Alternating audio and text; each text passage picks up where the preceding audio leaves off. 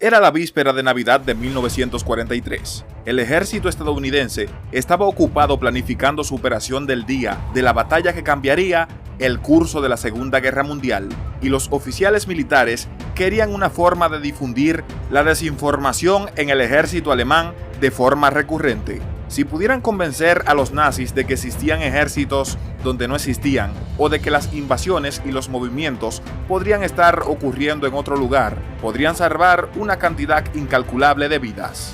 En lugar de emplear una de sus tácticas probadas y verdaderas, el ejército decidió hacer algo diferente. Crearon las tropas especiales del Cuartel General 23, también conocidas como el Ejército Fantasma. Esta unidad única, creada con el único propósito de engañar durante la guerra, reclutó a más de 1000 artistas, actores, técnicos de audio, profesionales de la publicidad y otros tipos creativos. Formados en Camp Forest, fueron trasladados rápidamente a Gran Bretaña, donde viajarían a Francia tras la invasión del día.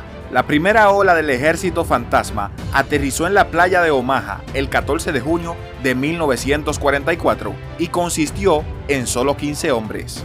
Durante los 2 meses siguientes, el resto del Ejército Fantasma llegó a Francia y finalmente perpetraron todos los fraudes que se les ocurrieron, desde la creación de aeródromos falsos llenos de equipos falsos hasta hacerse pasar por soldados borrachos que accidentalmente revelaron información errónea en los bares. Su primer gran engaño se llamó Operación Elefante, donde adoptaron la apariencia de la segunda división blindada del ejército.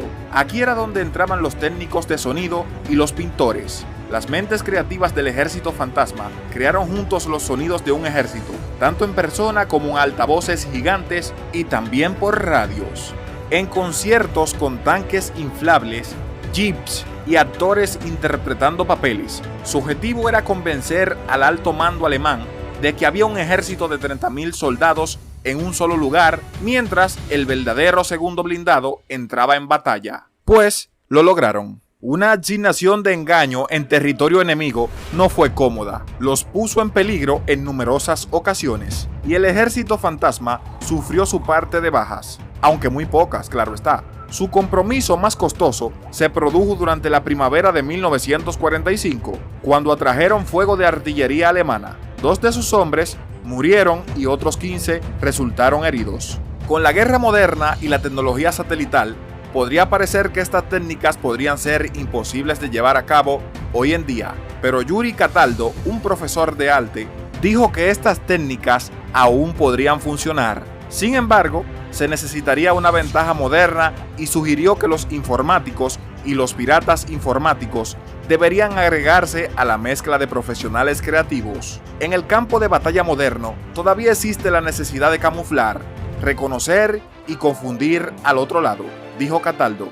Ahora se requerían objetos físicos falsos, de apariencia muy realistas, con sonidos realistas, noticias plantadas y una forma de interferir con sus comunicaciones, tal como lo hicieron durante la Segunda Guerra Mundial.